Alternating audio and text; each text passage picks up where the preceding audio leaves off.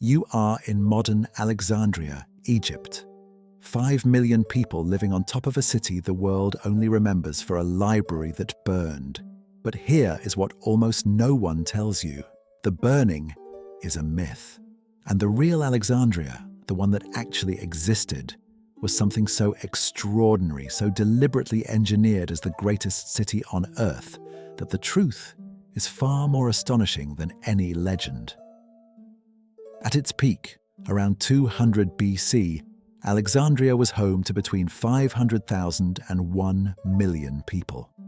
That made it the largest city in the world, surpassing even Rome at that time. Its main boulevard, the Canopic Way, ran for 7 kilometers from one end of the city to the other and was 30 meters wide. 30 meters. That is wider than a standard modern highway. Lined on both sides with marble colonnades, it was designed not just for movement, but for spectacle. A conscious statement that this city was the center of human civilization. And it was built to be exactly that, from the very first stone. When Alexander the Great selected this site in 331 BC, a narrow strip of land between the Mediterranean Sea and Lake Mareotis, he handed the commission to his chief architect, Dinocrates of Rhodes. The city was laid out on a strict Hippodamian grid, the most advanced urban planning system of the ancient world, with streets oriented to catch the prevailing northwest winds and cool the interior blocks. This was not accident. This was engineering at a scale that had never been attempted in the Mediterranean world. Alexander never saw the finished city. He died in Babylon in 323 BC. But his general, Ptolemy, seized Egypt and made Alexandria his capital. And what the Ptolemaic Dynasty built over the next 3 centuries was nothing short of staggering. Step off the Canopic Way and walk toward the sea. You are entering the Brucheion, the royal quarter. It occupied roughly 1/3 of the entire city. Not a palace district in the conventional sense, but a compound of interconnected palaces, gardens, theatres, and research institutions that grew organically over 2 centuries of Ptolemaic rule. The buildings were constructed in the Hellenistic style: thick marble walls, Corinthian and Doric columns, bronze doors, mosaic floors, but integrated with Egyptian religious traditions, creating an architectural fusion the ancient world had never seen. At the heart of the Brucheion stood the Mouseion, the institution we imprecisely call the Library of Alexandria.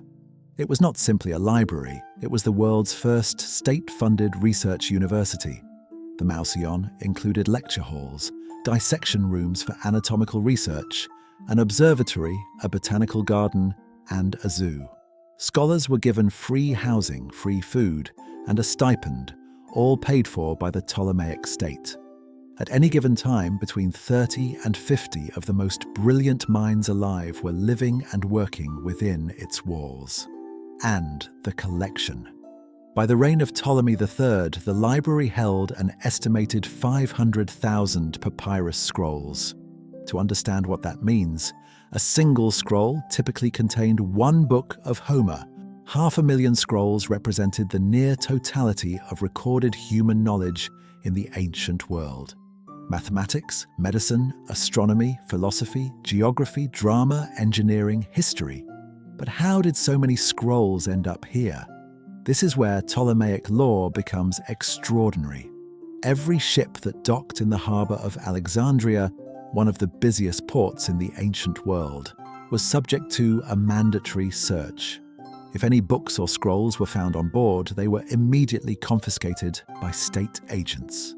The originals were taken to the library. A copy, made by the library's own scribes, was returned to the owner.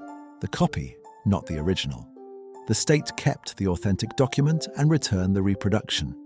The Library of Alexandria was, in part, built on institutionalized intellectual piracy, sanctioned at the highest levels of government. Ptolemy III took this even further. He borrowed the official state copies of the great Athenian tragedies.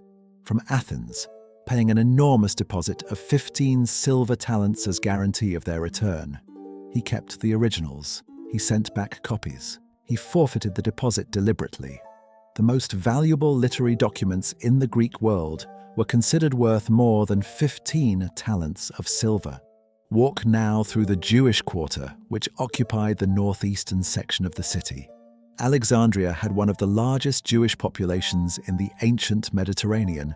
They lived not in a ghetto, but in an integrated neighborhood with their own synagogues, their own courts, and their own civic rights, protected under Ptolemaic law. It was in Alexandria, in the 3rd century BC, that the Hebrew scriptures were translated into Greek for the first time, the translation known as the Septuagint. The city was not merely multicultural, it was the engine of cultural synthesis. Cross the city to the waterfront. 2 harbors, the Great Harbor to the east, the Eunostos Harbor to the west, were separated by a man-made causeway called the Heptastadion. This causeway connected the mainland to the island of Pharos, and at the far end of Pharos stood the lighthouse that gave the island its name to all subsequent ages. The Lighthouse of Pharos. Completed around 280 BC under Ptolemy II, it stood between 120 and 140 meters tall, making it, for most of its existence, the tallest man-made structure on Earth after the pyramids.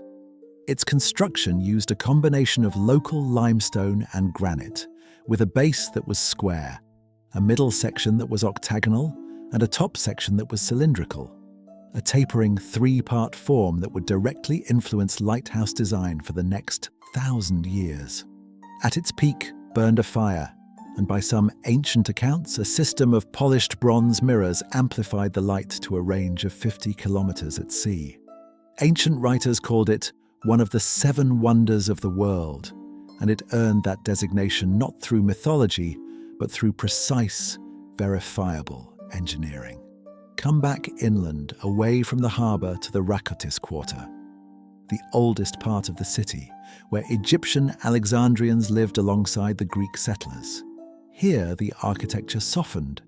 Mud brick houses with whitewashed walls, narrow streets fragrant with bread baking, fish drying, the sharp sweetness of kaifi, the Egyptian temple incense made from 16 ingredients including raisins, myrrh, and frankincense. The temples here were not Hellenistic, they were Egyptian. The great Serapeum of Alexandria rose from this district, a massive temple complex dedicated to Serapis, a deity deliberately invented by the Ptolemies to merge the Greek and Egyptian pantheons into a single theological framework. The Serapeum housed a second satellite library, the so-called daughter library, containing tens of thousands of additional scrolls. In the streets outside the Serapeum, Alexandria was doing something no other city in the ancient world was doing at the same scale: practical science. Eratosthenes, the chief librarian of the Mouseion around 240 BC, calculated the circumference of the Earth using shadow angles measured at Alexandria and Syene on the summer solstice. His result, approximately 39,375 kilometers, was within 2% of the actual figure of 40,075 kilometers. He achieved this without a single modern instrument, using geometry, direct observation, and camel-measured distances. Herophilus, working in the dissection rooms of the Mouseion, identified the brain, not the heart, as the seat of intelligence, described the nervous system, measured the human pulse, and distinguished between arteries and veins. Archimedes studied here. Euclid wrote his elements here. Hipparchus mapped the stars from here. And then, gradually, painfully, over centuries, the city began to change. The catastrophe was not a single fire, it was a slow erosion. Julius Caesar's siege of the harbor in 48 BC almost certainly caused fire damage to warehouses near the docks that may have contained books, not the library itself, but its overflow storage. Caesar's account mentions burning ships. Later writers transformed this into the burning of the library, a claim that does not appear in any contemporary source. The library continued operating for centuries after Caesar. The real destruction came in waves. Under the Emperor Aurelian in the 270s AD, the Brucheion, the entire royal quarter, was devastated during military conflict, destroying the institutional infrastructure that had housed and funded the Mouseion for 300 years. In 391 AD, the Christian patriarch Theophilus ordered the destruction of the Serapeum, eliminating the daughter library. The institution had been hollowing out for a century, starved of funding, starved of protection. By the time of the Arab conquest of Alexandria in 641 AD, the Great Library as a functioning institution had been gone for at least 2 centuries. The story of Caliph Omar ordering the scrolls burned. If they agree with the Quran, they are superfluous. If they disagree, they are dangerous, was first recorded by a writer in the 13th century, more than 600 years after the alleged event. Modern historians reject it entirely. The Library of Alexandria was not destroyed in a single act of barbarism.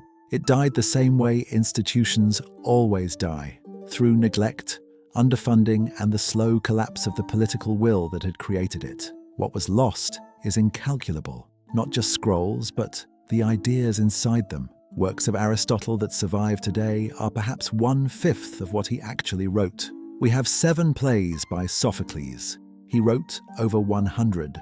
We have fragments of Eratosthenes. We have echoes of Herophilus. The full depth of Greek, Egyptian, Babylonian, and Persian intellectual tradition, the operating system of ancient civilization, was never fully recovered. Modern Alexandria sits on top of the ancient city. Its streets, its foundations, its very ground.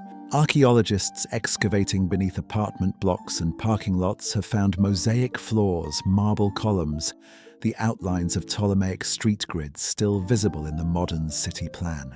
The lighthouse is gone, brought down by a series of earthquakes. The royal quarter is gone. The Mouseion is gone. The 500,000 scrolls, their knowledge, their authors, their margins full of ancient annotations are gone. What remains is the fact of what was achieved here. In a city deliberately built to concentrate the world's knowledge, human beings figured out the size of the earth. They mapped the nervous system. They wrote the theorems that still run underneath every calculation in modern engineering. They translated the sacred texts of one civilization into the language of another. They did it in a place where the state paid your rent so you could think. That city existed on this ground, under these streets.